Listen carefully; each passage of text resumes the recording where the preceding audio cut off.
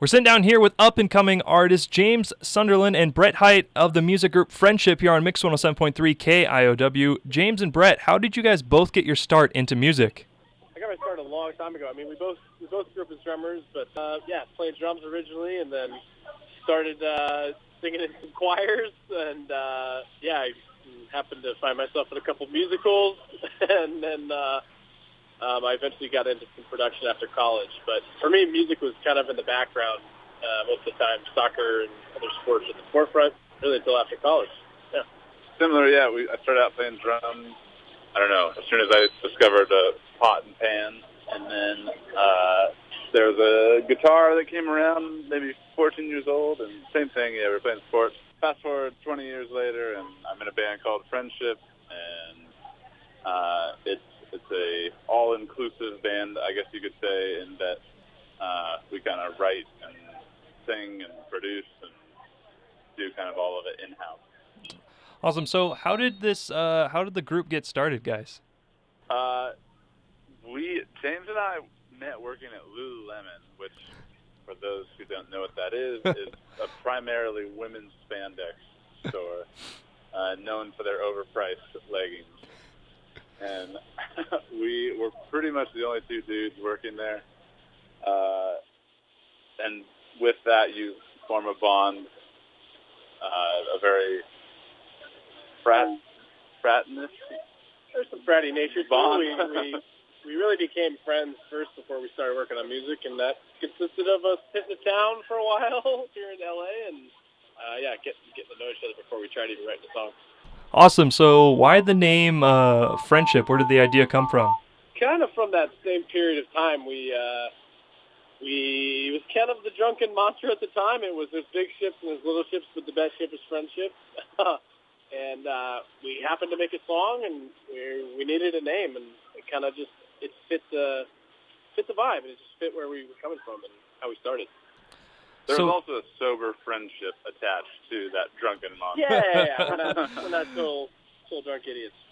All right, so was there a moment that both of you knew that this group was going to be something special and that big things were going to come?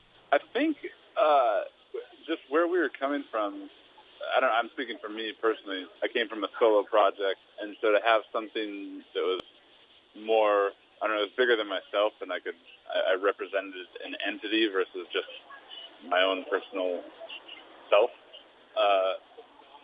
That was special on its own for me. Like to know that I could kind of do whatever I wanted from it, and then I think when we started getting feedback from friends, that it was all positive. There wasn't anybody that was like, you don't need to do this, and so I think that was a little bit telling, hopefully, and gave us enough confidence to keep going with it. All right, guys. So your new track, then, 1,000 Nights. It was on the EP, and then you guys re-released it as a single, and then it was recently featured on New Music Friday on Spotify. Where were you guys when you found out, and what was your reaction? I think it was the day maybe we left for Europe. We just went on tour with Bastille and Rationale. I think it was the day we were leaving for that, and. Spotify's been like one of the biggest champions of us, and we can't thank them enough. And it was the best feeling in the world for people to give a crap enough to put our music on playlists and really just get it out to as much people to listen to. It's a very cool feeling. So let's talk about the song specifically then, 1,000 Nights. What was the inspiration for the song, and what was that writing process like, getting that inspiration into a music form? And it was pretty, as all of our songs are, it was pretty tense.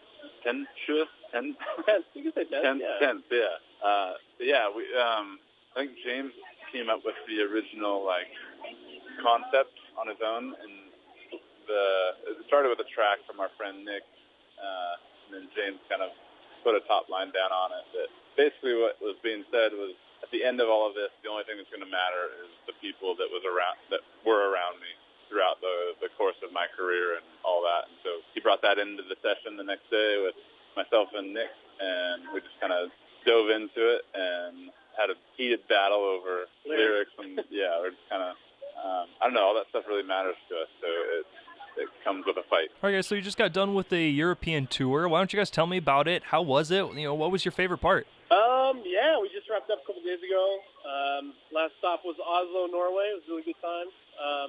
Yeah, we went. Like I said, we went out with Bastille and Rationale, and I don't know. We've done some touring here. We got some touring under our belt, and this was probably This was, I think, our favorite thing overall. It was some of the best crowds I think we've ever experienced, and some of the biggest. I mean, playing for 15, 20,000 people is a ridiculous thing a night, and got to just stadiums, and I don't know. Everybody was really great and kind to us, and warm and welcoming, and it was cool, very cool to see our songs being sung back in Belgium and in Switzerland and all these places where you're like, holy crap, we actually exist for people over there. So it's probably one of the coolest, most rewarding things ever to just have people care about you across the world. It's really cool. It was a great experience. All right, so last year was a really big year for you guys. You dropped an EP, you performed on Jimmy Kimmel, and countless other accomplishments. This year, you've hit 300 million streams with your song Capsize, and now you've already gone on tour. What else is going to be in store for you guys in 2017? We're quitting. We're done. We're quitting on top. Yeah, I don't know. I've said this before that we're ambitious but grateful. We have extremely high ambition to take this as far as people will allow us to take it, and hopefully that one day that means we're playing in stadiums and doing all that on our own. At the same time, we're extremely grateful for the place that we're at and to have the fortune to be here. With that said, more specifically, we're really trying to work on an album here, and it would be a dream to have something released maybe by the end of the year, and if not, maybe beginning of next year or so. We have a bunch of U.S.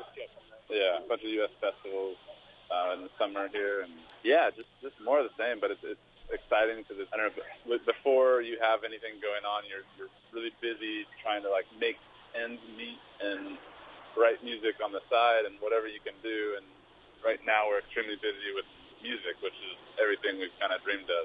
All right, guys, well, let's end the interview with something kind of fun. Why don't you both tell me something about yourselves that probably not many people know? I don't know. I got something. Our tour manager tries to kiss me on tour all the time. Okay. That's not that dirt, but that's not that bad. Yeah. I've been kissed a lot by our tour manager. I don't know. What do you know? What can't you find? Brett has a tattoo of it looks like a shitty, not shitty, but like a stick-figure tree on his arm that I don't think anybody shows. Now he's offended because I said shitty. James has a ski tattoo. No, I know. I'm from the Evergreen State, and so I have a tattoo of an evergreen that turned out looking a little bit more like an air freshener, car air freshener. All right, guys, that's awesome. Thank you both so much for joining the show, and good luck with your music careers. Hopefully we can see an album at the end of the year. I know I'll be looking out for it. Thanks so much. I appreciate the support. Thank you so much. Thanks for having us.